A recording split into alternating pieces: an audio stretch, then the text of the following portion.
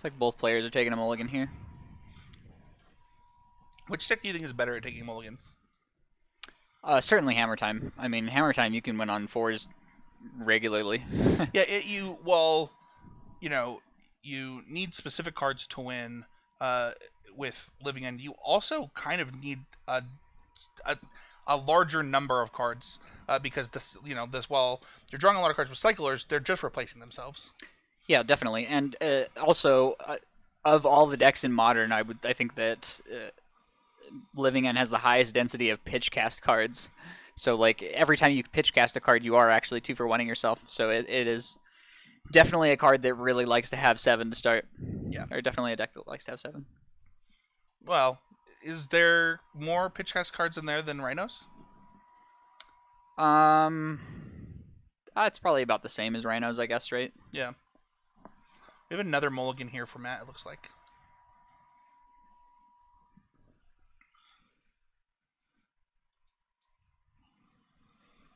Yeah, currently this list of Living End is not playing any Endurances, which at some points I've played versions of Living End personally where I was main decking 3 Endurances. So between Endurance and Force of Vigor, Force of Negation in the main, and then and Grief, and then post board you have Subtleties, you have Force of Vigors, Sure. Yeah, one of the things that I find really funny about Living End is the number of times where, you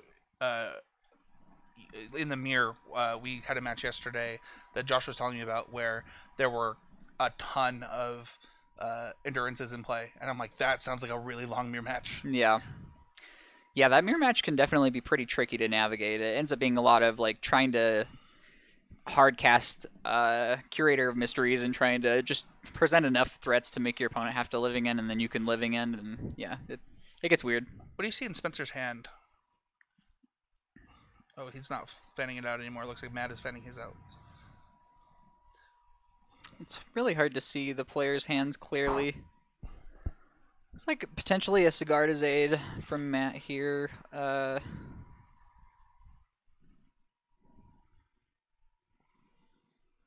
Oh, going down again, all the way to 4. Yeah, again, it's definitely not that bad for Hammer Time. I mean, Will Kruger is one of the premier players of Hammer Time, if not the premier player of Hammer Time, and he had an entire guide and everything about Hammer Time, and he's a big proponent of mulliganing a lot with the deck, very aggressively for basically just don't keep a hand that's not almost the Stone Cold Nuts. Yeah, Abe Stein, Ghost of Constructive Criticism, he basically told everybody, he does coaching on everything, but he specializes in Hammer Time coaching. We have a video here on the YouTube channel if you're watching on YouTube later, where I kind of show what you can kind of expect to learn from him if you're looking for Hammer specific coaching, and he just touts Will's guide. He's in regular conversation with Xwell about the deck, and is pretty in tune with him. Mm-hmm.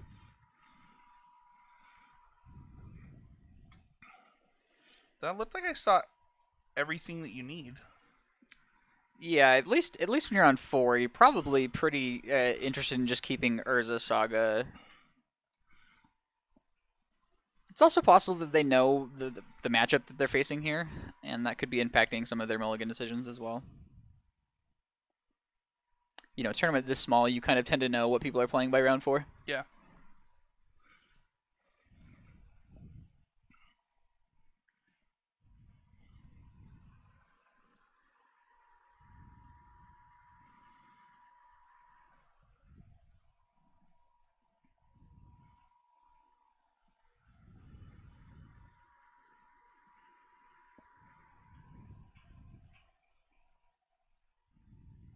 All right, putting back, looks like 3 lands.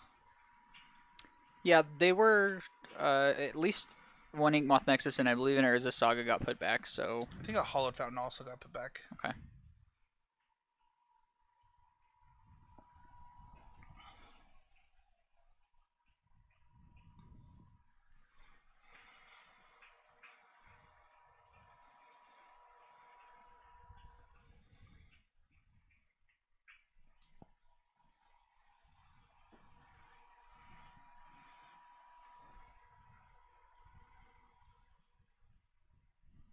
Alright, leading on planes after a fetch. And a Giver of Runes. Surprisingly, Giver of Runes is actually not bad in this matchup. It depends on how much of the bounce stuff the Living End deck is playing. Like, you can play, between 0 and 2 Brazen Borrowers and between 0 and 2... Turtles? yes, Colossal Sky Turtles. So it can actually help you, especially, I mean, it's more helpful in the post-board games when you have things to protect like Lavinia. But even in game 1, it can be a piece that helps. Alright, we got Saga coming down.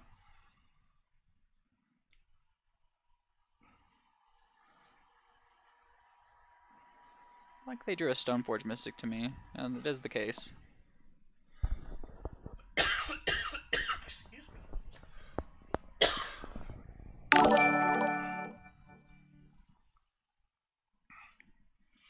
Stoneforge Mystic probably getting Cauldrus complete.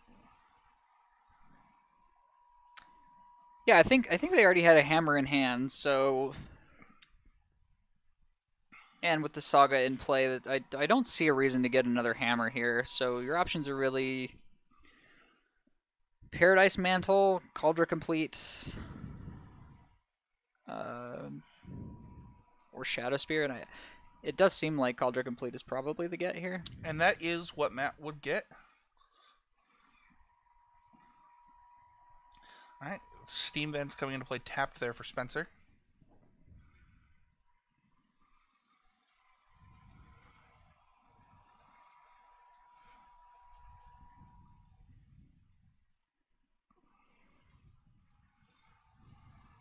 Alright.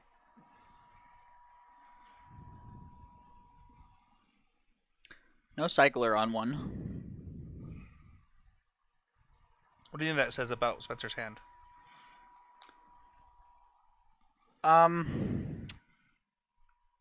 I don't know. It's really hard to say. I mean, they did take at least one mulligan, right? Was it 2 mulligans or just one from the Living End side? I think it was just one on the Living End side. Okay. Yeah, it's hard to say what that means specifically. Like, if I'm the Living End player, I would hope that it means that I have a Waker of Waves, and shocking in this land here probably means Waker or Brazen Borrower maybe.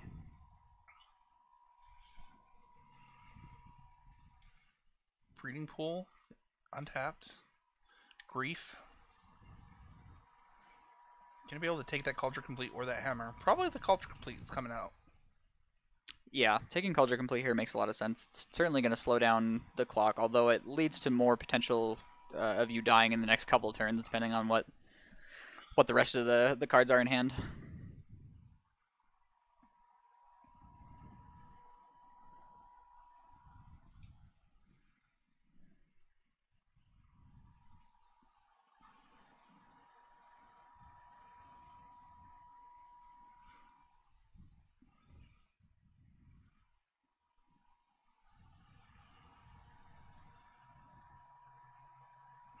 This is one of the nice things for the Living End deck too that it wasn't always the case. Like the fact that Grief can just pitch dead copies of Living End is so powerful. Yeah, we do see hammer being the card that was taken. Yeah, I definitely think that that's a totally justifiable line depending on how quickly you expect to be resolving a Living End in this game. Alright. Activate Stoneforge, Cauldron Complete. Is it Cauldron Complete or Cauldrus Complete? Cauldron Complete.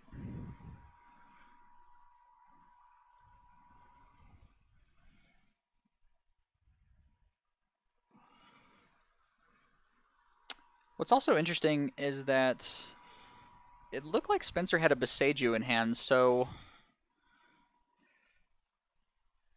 by taking the hammer instead of the Cauldron Complete, they're really saying that they want to potentially cycle this turn rather than interacting and then try to, force the issue with the Living End here. Yeah, it does look like Cultivator is in hand.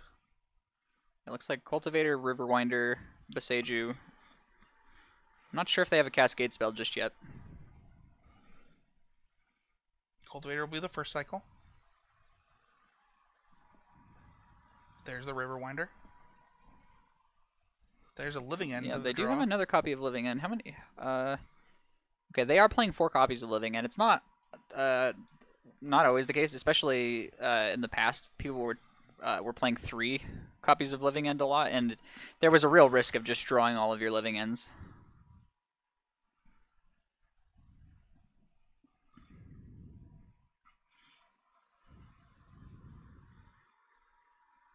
Here we're going to see an attack on the Saga with that Beseiju. It's a little hard to see what the last card in hand was. It looked like Architects of Will, and then some lands. All the way down to 12 for Spencer here. Yeah, I mean, this Cauldron Complete is definitely representing a very real clock at this point.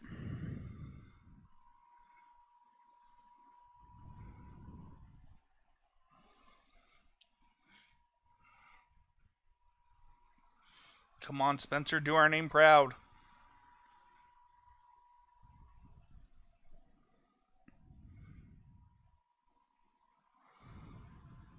There's a Marsh Flats.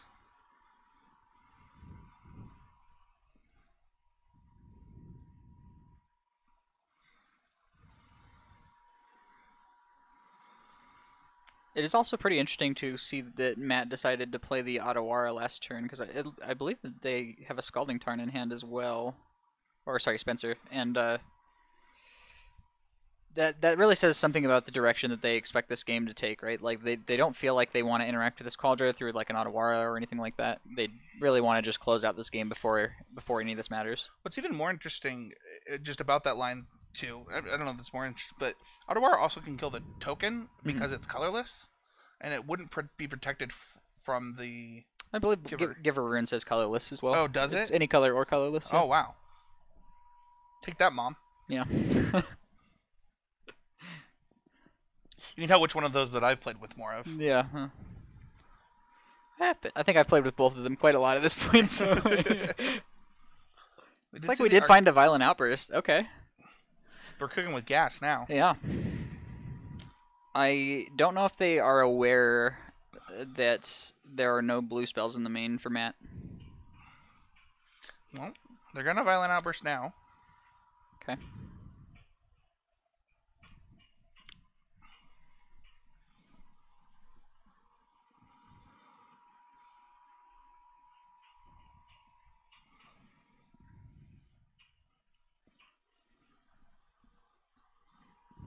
And we know that there's 2 copies of Living End left. Right.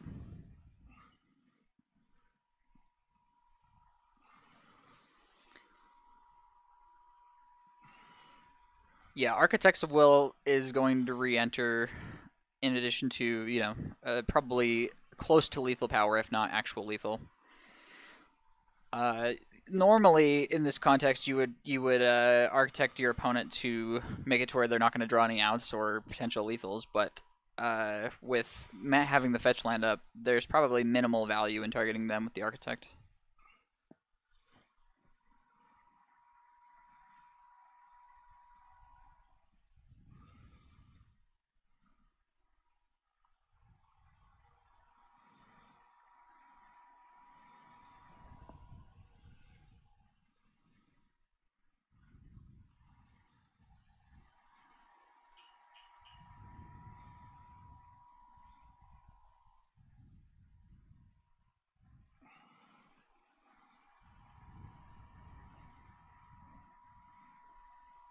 Players discussing the resolution. Yeah, Living End is one of the more interestingly templated cards in Magic, really. So first you exile all creatures in play, and then you bring everything from the graveyard into exile, and then everything that was exiled from play gets... Or you exile the graveyards first, maybe, and then you sacrifice everything in play, and then you bring everything back from exile. It's definitely a weird one.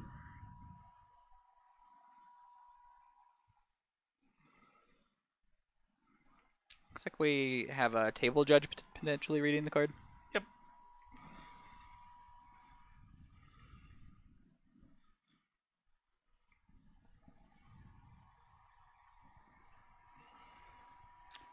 They're discussing whether Giver Runes is going to have any effect here. I don't believe that the answer is yes, so I don't know what...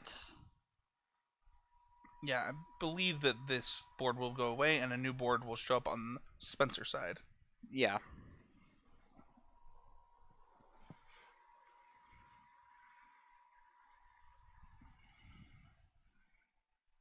Cauldron Complete should not be going away, though. Cauldron Complete stays in play, though, yeah.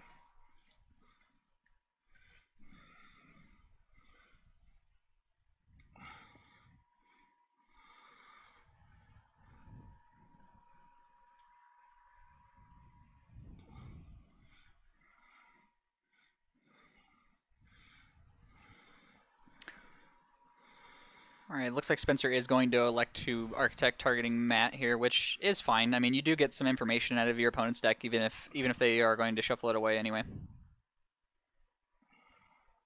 Looks like he's, got no cards in hand, so the Grief not going to have any targets here.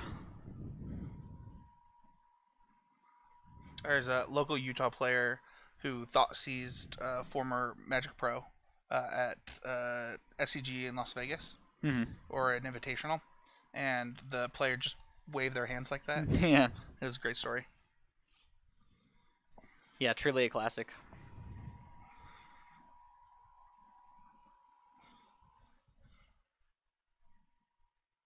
That is the universal symbol for I have no cards in hand when you're trying to thought seize me. There you go.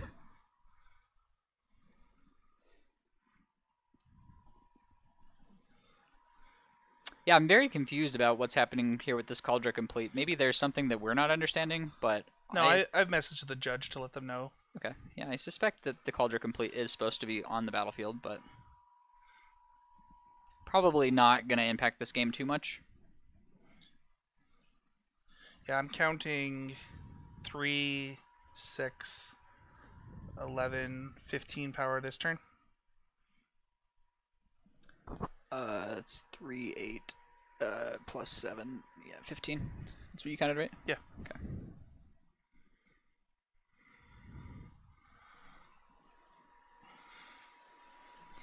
Matt gonna be taken down to 3.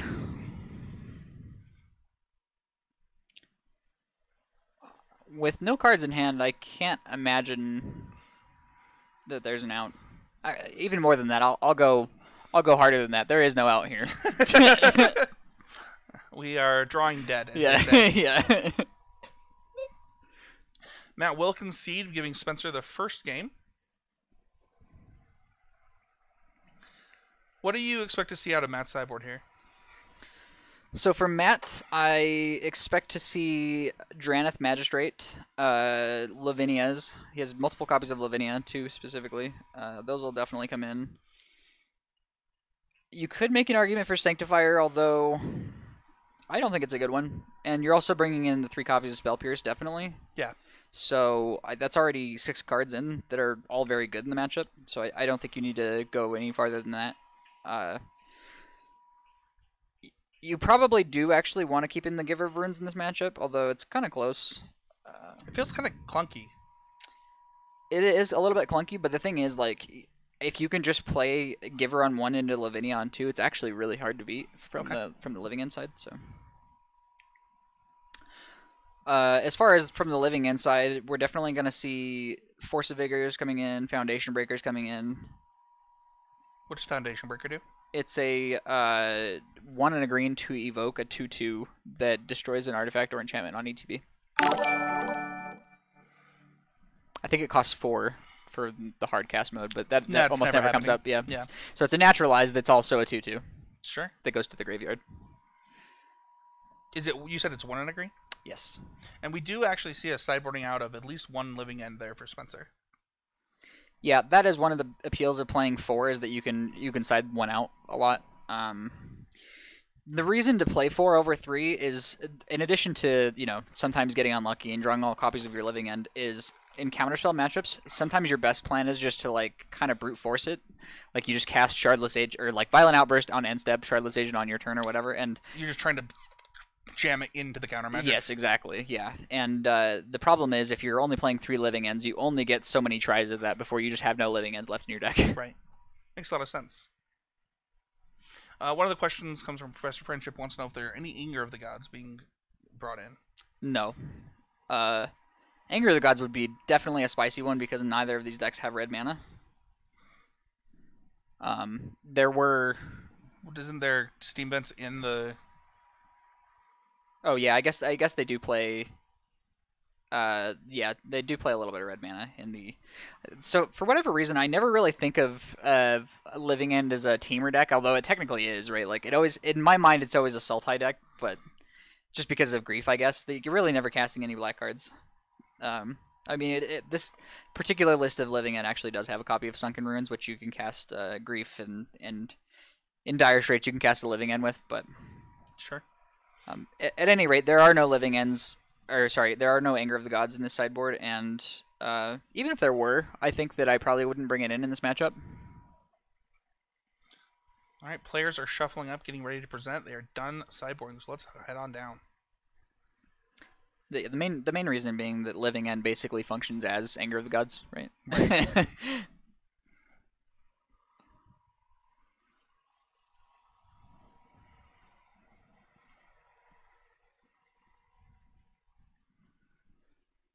Yeah, like I was saying, the first game is very Living End favored, especially when these Hammer Time decks are actually not playing any blue cards in the main. It's like usually they would have access to like a couple of Spell Pierces in the main that sometimes can get it.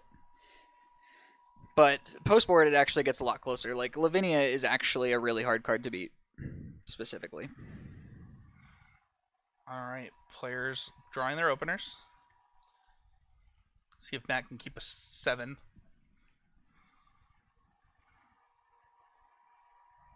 I see lands and spells. I see a lot of lands, though. Yeah. Hammer Time is definitely not a lands and spells type of deck, and especially in this matchup, it's not a lands and spells type of deck. It's actually advice that Abe has given a lot of times on the podcast, is that it needs specific pieces. Uh-huh. Spencer is also going to mulligan. Oh, that's an interesting mulligan. I actually thought that looked like a keep to me, especially on the draw. So that hand, for what it's worth, was 1 land, and it had some cyclers and living ends. Or not living ends, but, you know, the Cascaders. Yeah, which is why you saw the peak at the end. Mm-hmm. Yeah, he wanted to see if he was going to get there, but... yeah, I mean, I'm inclined to keep that kind of hand on the draw with living end, but I can totally respect the decision to ship it there. And I also might just be wrong, like, especially in post-board games where you have access to such powerful cards as Force of Vigor and Foundation Breaker, it's possible you should just mulligan with more discretion. I think just in general with the London mulligan, mulliganing is just so powerful that maybe it's just right to not keep one-landers. Yeah, that's totally fair. And again, back to what I was saying earlier, I'm a dinosaur. I remember mulligan rules that were much less forgiving. Yeah, I mean, I remember, in Vancouver, when being asked about the Vancouver mulligan, I was like, this is the best thing to ever happen to Magic, when a Wizards player came up to me. Uh-huh. And I don't know that I feel the same way about the London mulligan. Yeah, it's interesting. I feel like the London mulligan was a lot less well received from the average player, for sure. I personally love it. I think that just less non-games of Magic. I think that history has shown that, like, it didn't benefit the combo decks nearly as much as everybody thought it was going to, It's obviously good for the combo decks, but it's not like it's game-breaking. I think there's a keep here from both players. Yeah, it looks like Spencer maybe deciding what card to put back still.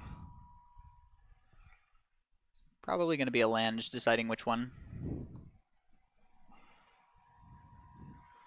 And it looks like he's going to elect it to be that Misty Rainforest.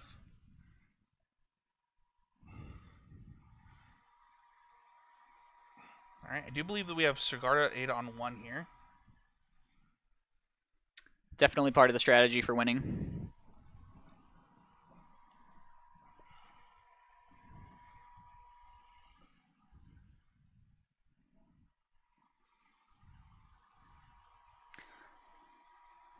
That being said, without a 0 drop to follow that up, that does say a lot about Matt's hand in this game. Like, 'cause you would play any other 1-drop other than Sigarda's Aid here if you had the option, right? Like you would always play Esper Sentinel on 1 over Sigarda's Aid. Unless you had Ornithopter or Memnite. Right. Well, there is a Memnite.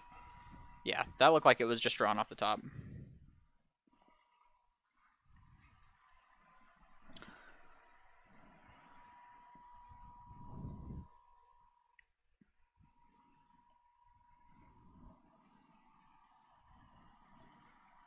Two Force of Negations, a Cultivator, and is that a So Riverwinder. Riverwinder? I actually really appreciate them showing us their hands so clearly.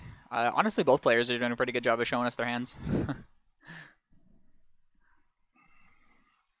Matt in the tank here. Gonna lead on the Ink Moth, going for the kill.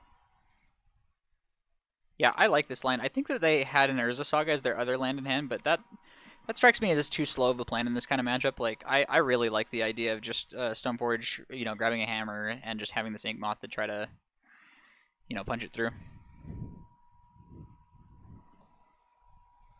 At least having the option available, right? Like, you don't necessarily have to commit to it just yet, but I like to have that as a potential play that I can make.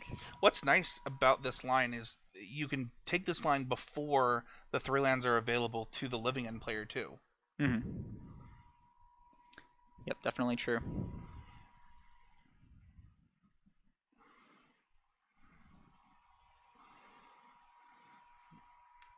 Hammer going to hand. Passing back.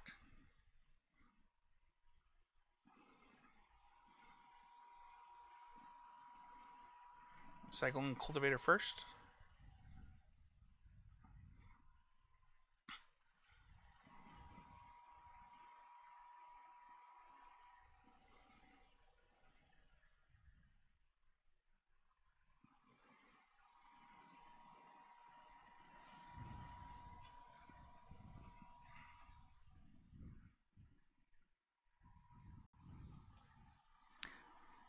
Yeah, these Force of Negations are likely to be pretty strong at stopping, certainly at stopping Ink Moth Hammer stuff because it's far too expensive to use the Stoneforge Mystic to put a hammer on an Ink Moth. But it is something that you can play around out of the Hammer Time deck just by, Stoneforge Mystic activate, put in Hammer to put it on the Memnite. So it'll be interesting to see what Matt decides is the correct approach here.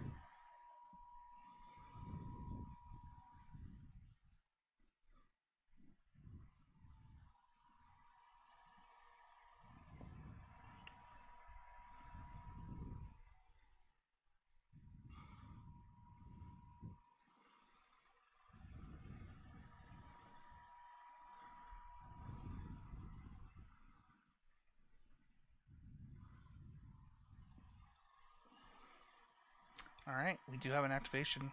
Yeah, I think that this is the correct line. I mean, we can see that it's pretty unlikely to work out because of the force of negation here, but even in that scenario, it's not too bad. You have a Saga still ticking up, and like they're still going to take the 1 infect and the 2 from the others, and having to pitch 2 cards.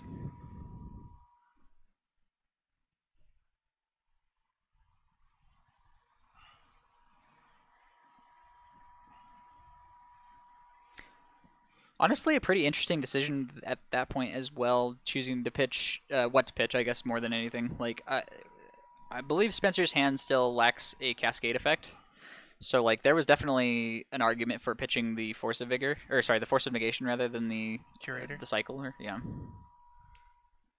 But it does make you shields down, so there's also definitely an argument for pitching the Cycler.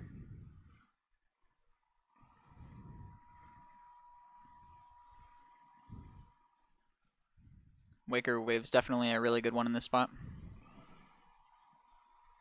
We're looking at Force of Vigor and something. I don't believe that there was a green card in hand, though. I don't believe there was either.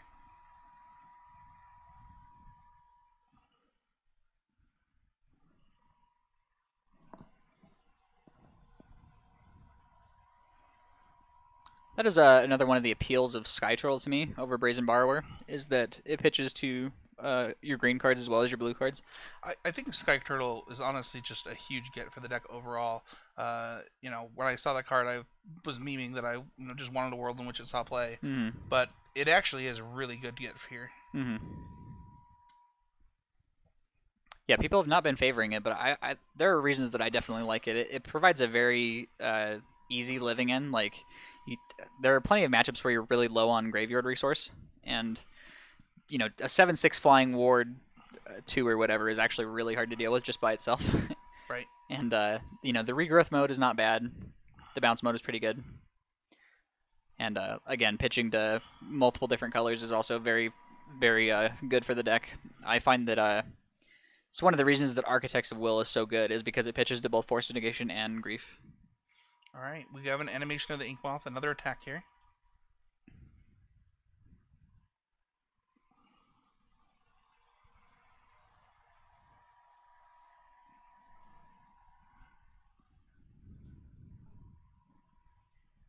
Going to once again attempt to kill Spencer with a hammer.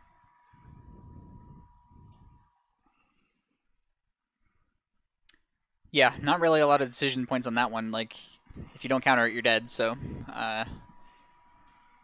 even having to pitch that other, either Riverwinder or Waker Waves, I can't tell which one it was. I believe it was Waves. Okay. But yeah, you got to do what you got to do. And I really like this approach from Matt at this point because I was wrong. They're just going to present lethal every turn until it can't get answered, right? That's the idea here. Like, yeah, we are going to see Charlotte's Agent come to hand for Spencer, though. Okay. Definitely a bit of bad news for Matt. Well, luckily, Charlotte's Agent isn't the instant speed one, right? So that means that you're going to have to do it this time. Give you an opportunity to actually draw a core outfitter to actually... Well, you don't even need the outfitter, right? Like, they're going to be able to present lethal, technically, but I assume that there are multiple curators in the graveyard, so... Oh, sure, that's fair. Probably just block. Yeah, I didn't think of that. Yeah.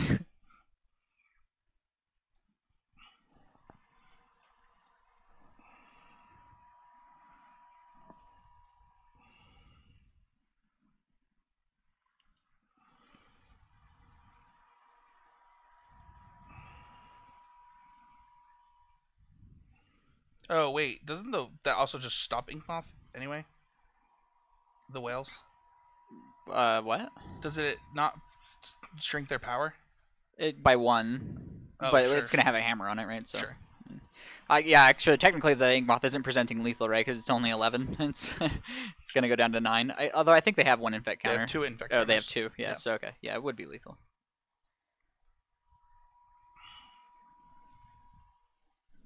I'm trying to think if there are any outs here. Can't think of one. Like, yeah. It's hard to imagine from the spot. Oh, choosing to tap the white mana on that turn.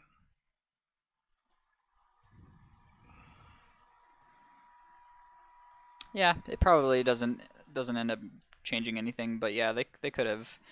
I mean, they're gonna have to give the Inkmoth flying again anyway. Obviously, the Curator is the real problem here.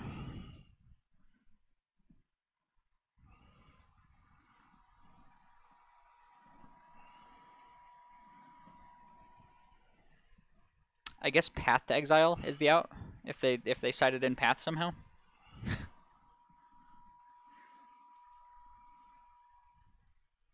Because they use the one colorless floating from the Urza Saga to give it flying again, and then Path the Curator.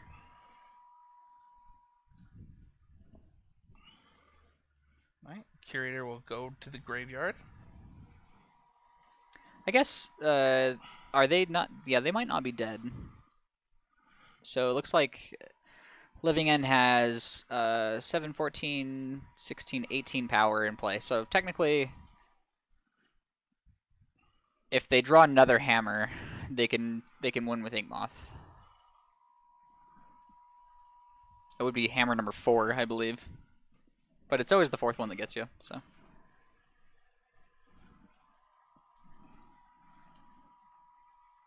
Oh, Force of Vigor is going to Okay. say no to that, though.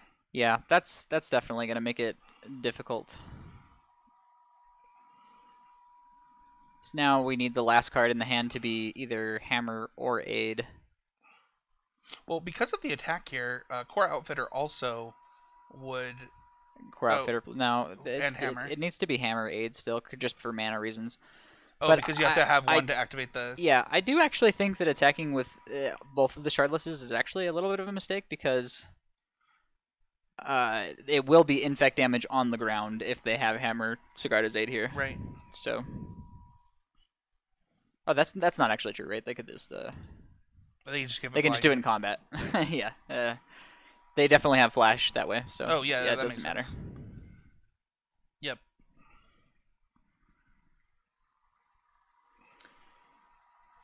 And we haven't gotten to get a look at Matt's hand since this last draw, so unclear if they have either piece of that already. I'll go get Spell Pierce.